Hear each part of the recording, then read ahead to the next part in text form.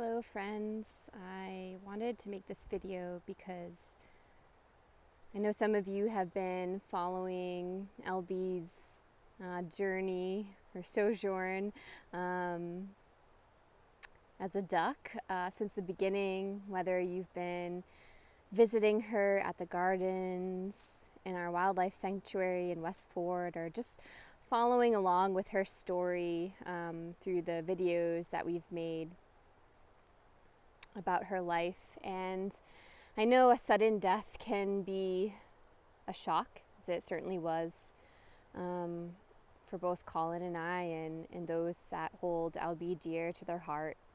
So I wanted to make this video to just speak my truth about the time spent with Albie, her purpose, and coming here, and to be brave and confident as I think Albie has asked me to be, and to be trusting and just put out my beliefs, and not in a way to, force anyone else's beliefs or anything, but maybe if you feel a connection to what I feel in my heart is true, you might know that there are a community of people that do feel the same way as I, and the center itself is a space for us to gather, for us to connect. And what I'm sharing is my personal beliefs.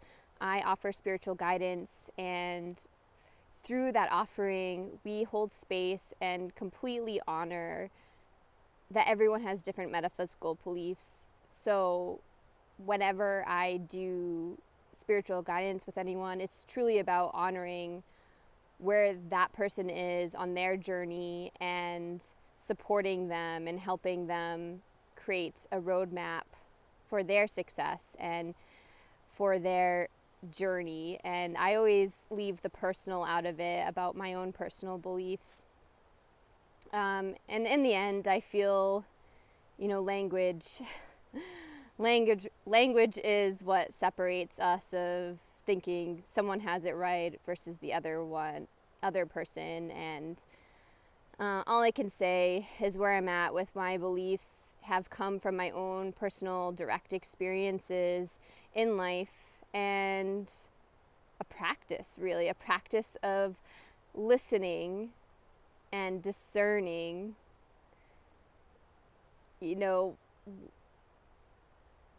what is around us, both the 3D experiences and that which is beyond the non-3D.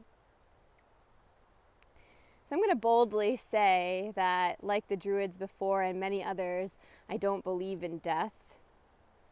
I think that death is simply a portal for change, and that I don't believe in death in the sense that you cease to be or I cease to be, that it represents sort of a non-existence.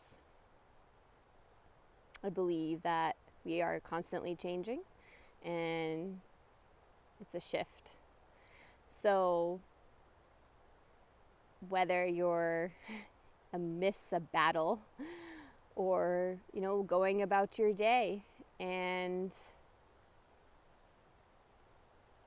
learning to just live and be, maybe that belief about death will bring you comfort. It certainly has for me, for grief in my life, of the parting of the physical aspect of people that I love, not just people, but animals too, and any life form that I've been able and been so blessed to interact with. So before I get in more details about why I believe what I do about Albie, I do want to further just say that Colin and I, once a month, we're hosting a a gathering called Conversations About Death. So if you feel like you want to connect and talk about some of this stuff about death and your experience with both death and the world of the non-3D or the world of spirit, feel free to reach out to us. Due to COVID, we haven't been hosting it, but perhaps if there's interest again, while we can't gather necessarily together indoors, I'll get together and do some internet stuff, which I'm very resistant to doing, but I could do it. And then when the weather warms, we could meet outside. So Albie's story. Albie came to us with an intention and with lessons to teach us, especially me. And when she finished with those lessons, I don't know if this is the exact way to say it, but it was like her higher self, her soul, stepped in and took over, and she knew it was time to leave us in the 3D and to go on to that spirit world, to her home, and continue on her journey and other things that she needed to do for her soul. And probably still Colin and I, because we'll always be connected. So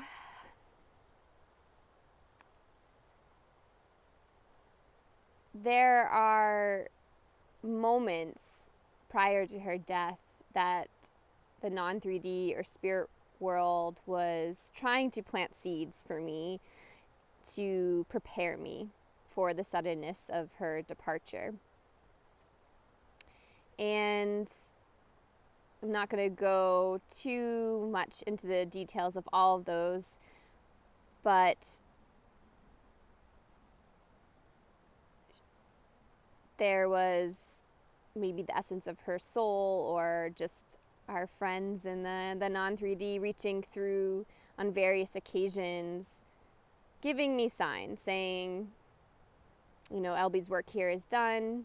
Albie's going to go home, and there's part of me, the rational mind, the part that still feels vulnerable about the unknown, that when I heard that, even in my heart, when I first heard, oh, Albie will go home, I knew it was referencing the spirit world of spirit home, but I rationalized it to mean something else, because that part of me that felt vulnerable, because that's not the everyday kind of experience of things, wanted a different story to tell.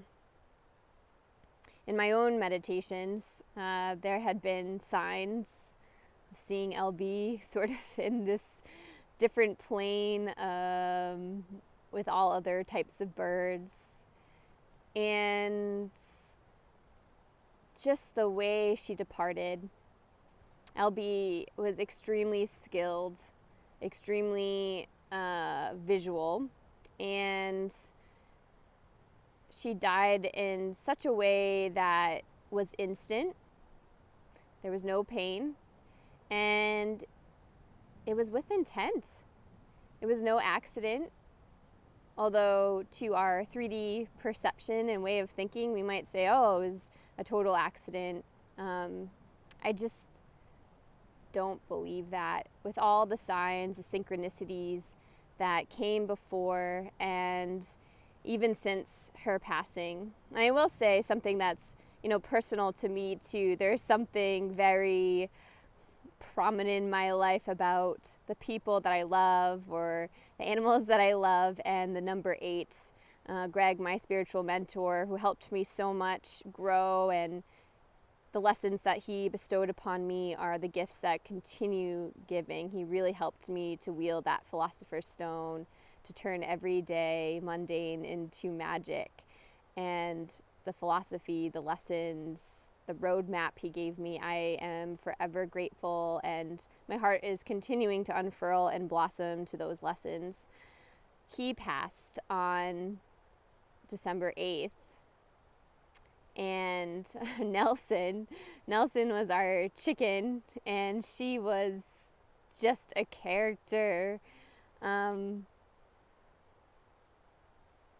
She was with us for, I believe, 8 beautiful years, and then she passed on November 8th, 2019. And then Albie came into our life July 8th and left on October 8th. So I know some of you that don't believe may think, oh, you're just looking for connections. And I totally accept that, and I hold space for your thoughts and beliefs. And I love you anyways. I've been doing this work long enough to know what is, simply a feather, what is simply a rock, and then what is not just that. And I trust my own abilities to discern that. And all I can say is that if you're opening yourselves up to living life knowing that there's more than the 3D, then all I can say is through your own openness to that and your own direct experiences, you will know once you know, what is a mountain and what is more than a mountain. So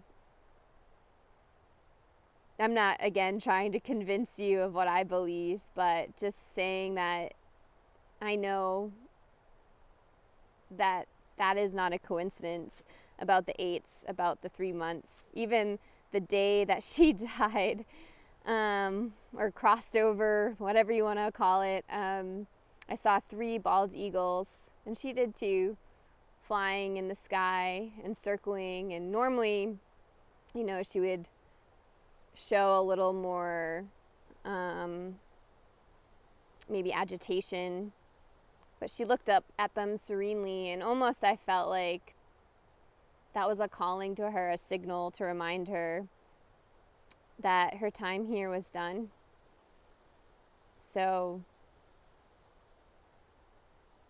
knowing all this, and having these experiences, these direct experiences of learning to listen to the soul, to distinguish and discern, the world of spirit that is all around us, doesn't take away the heartache and the pain.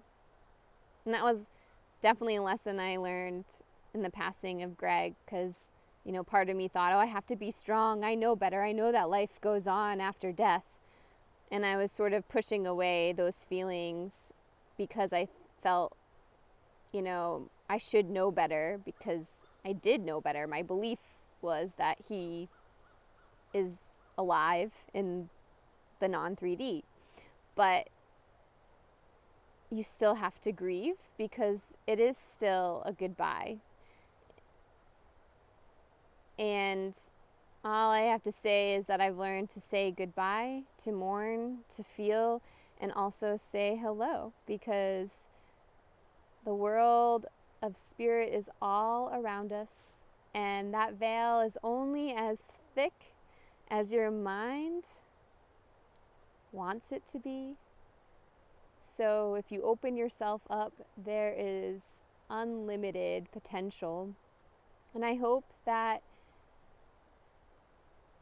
you allow yourself to open up to the possibility of the infinite mind and heart.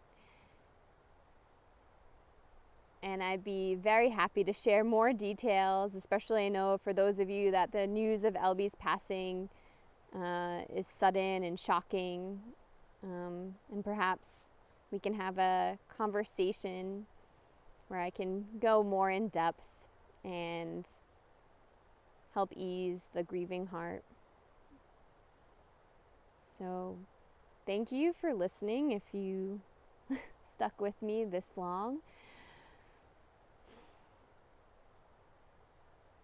And I hope that you have the courage to stand up for what you believe in, and knowing and holding space that your beliefs don't have to be what others believe, but we can still exist together and experience harmony, in that we all have our own journeys and paths to live. And that truly it doesn't matter the amount of time that you get to spend. When the soul is touched deeply in a way that transcends any limitations. So I love you all, and take care of yourselves.